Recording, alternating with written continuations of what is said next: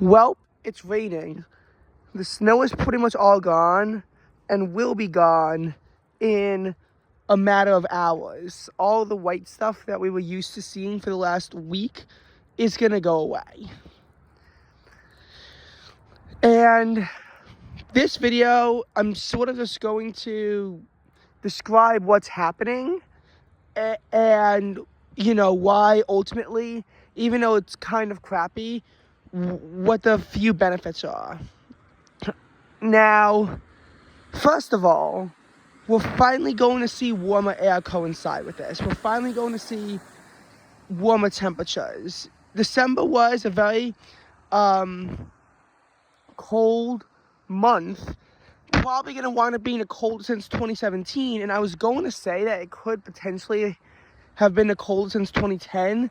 But I think that this warm up over the final 4 days of the month is going to keep it below that. I would be surprised if 2017 clocks out to be warmer than this, but this should be the coldest since, because even though we're getting some warm days, just I mean, I guess maybe at Central Park it's less likely, given how their low temperatures were consistently warmer than, say, other surrounding sites where they were having, maybe warm high temperatures, but they were dropping really cold in the mornings.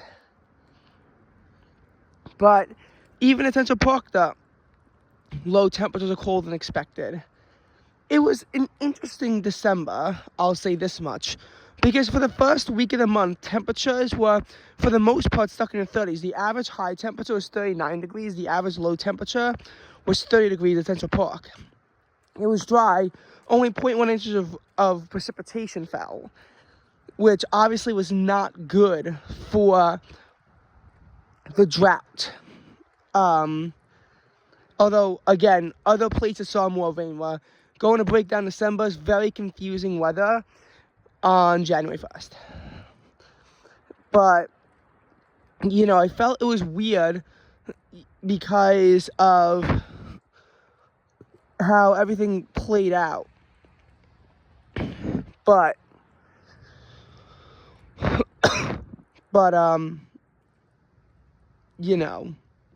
just looking at it, December was one of those months where it seemingly was annoying because whenever it was warm, it rained, but then whenever it was cold, it was dry. But eventually, a month that's cold enough, you will get the pattern to align for snow, which we saw. Basically, though, before that, it was annoying because, again, pattern changed to bring rain, but it sent temperatures up into the 50s in the process. It did hit 60 degrees in December, which we're pretty much now seeing all the time, that at least one day is going to hit 60. That was on the 11th. But after that, temperatures went on a downward spiral. High temperatures, on December 13th, the high was only 33, so the temperature really plunged. And then on December 14th, the low hit 26. So it was 33.27 on the 13th, and it's 34.26 on the 14th. And then we had a week in a row of precipitation, which did finally end in snow. Basically, the 15th had a high of 41 and a low of 28. The high of 41 was approached close to midnight, and that's when it started to rain. And the 16th was an all-out rain day. We saw about 0.9 inches of rain on that day, after we saw over 0.8 on the 11th, that really warm day. And then on the 17th, temperatures clocked out at 59 degrees, and the low temperature was a pretty warm 49 degrees. That's going to be the warmest low temperature of the month, I remember.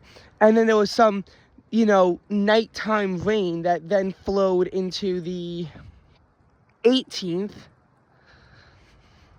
And then on the 18th, there was a bit more rain that flowed into the 19th.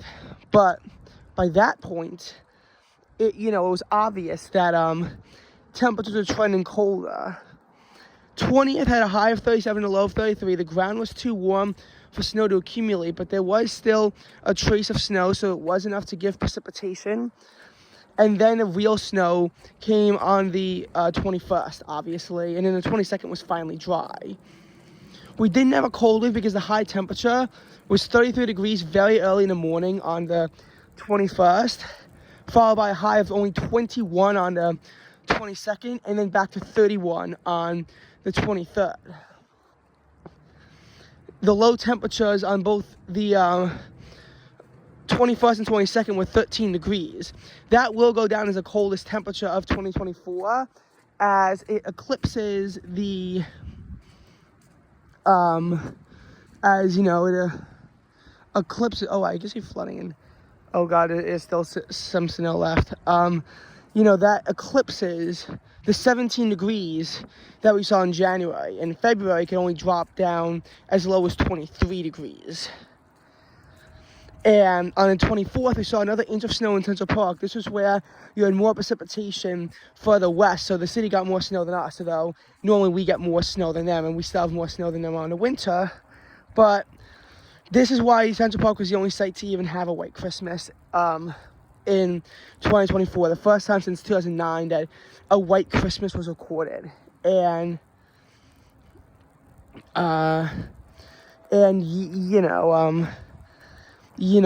was an inch of snow, 1/10 of an inch of rain, and then the low was 28 that day. The high went to 39, but the warm-up that we thought was going to happen didn't, because there were still some cold days. Nonetheless, Friday, yesterday in the city, hit 42 in the afternoon, and then surged to 44 at midnight.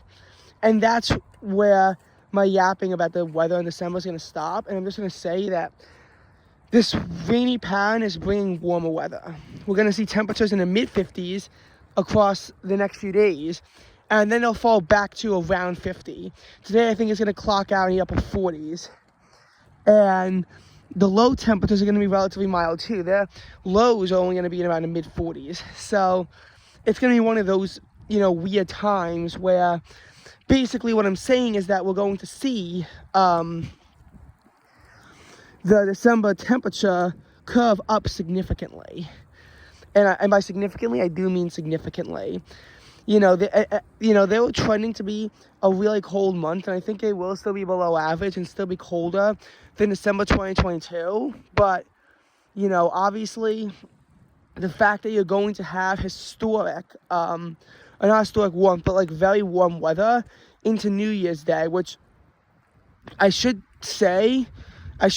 make a full disclosure that at this point, really warm weather into New Year's Day is just a thing that happens now. In 2022, when the year started with a temperature of 51 degrees, ended with a temperature of 54 degrees at the ball drop. It was historically warm.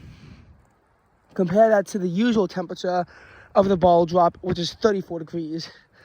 It was cooler when 2024 begun. 2025, though, could ring in Central Park with temperatures probably in the mid-40s. So it probably won't be, unbearable to go watch the ball drop, though it might be raining.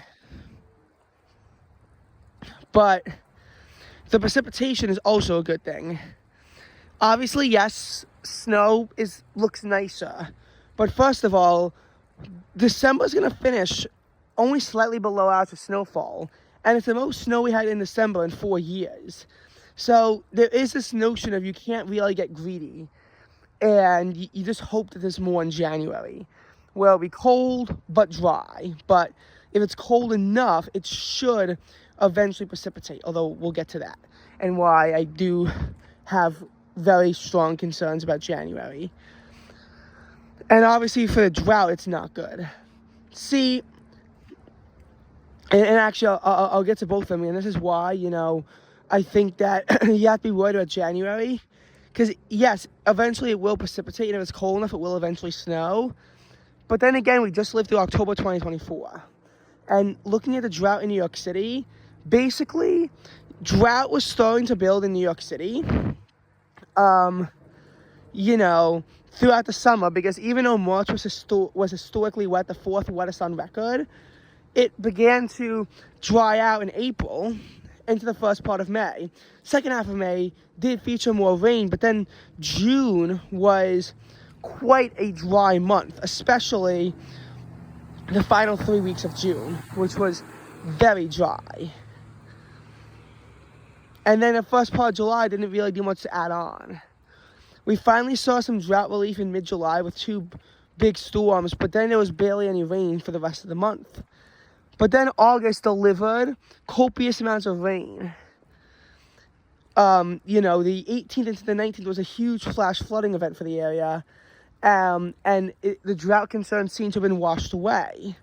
Nonetheless, you do have to realize that they were only barely away, and then the rain would pretty much turn off for our area for the next 3 months.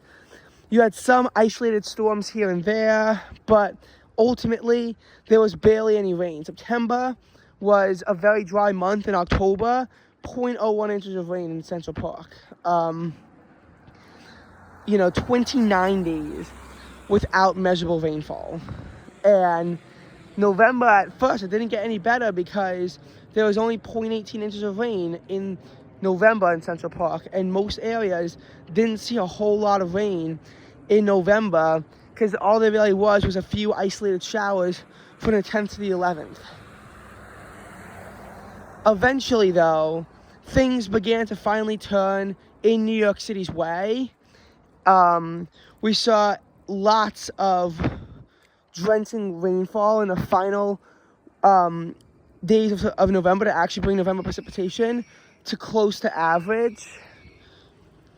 And December has seen quite a bit of precipitation, even though if it's going to be slightly below average. But this rain could actually boost December's rainfall to above average. But then you have to be concerned about January, both for the drought and for snow, because who knows how dry it's going to be, and all that stuff. I personally think that December has a chance to, and hopefully does, finish with above average precipitation. The final 4 days, we can really get a lot of rain through our area, which there is a potential for over 1.5 inches. So you never know. But as far as, everything involving the drought, like January, I think we're gonna see some regression back into some of the heavier stages of drought. I think we're gonna see some regression back into heavier stages of drought. And again, like drought emergency, which would pretty much ban pools, ban watering your grass, all that stuff, a drought emergency, it's still on the table. New York City is in a drought warning right now. They were since the 18th, and despite all this rain, they have not taken us out of the drought warning yet.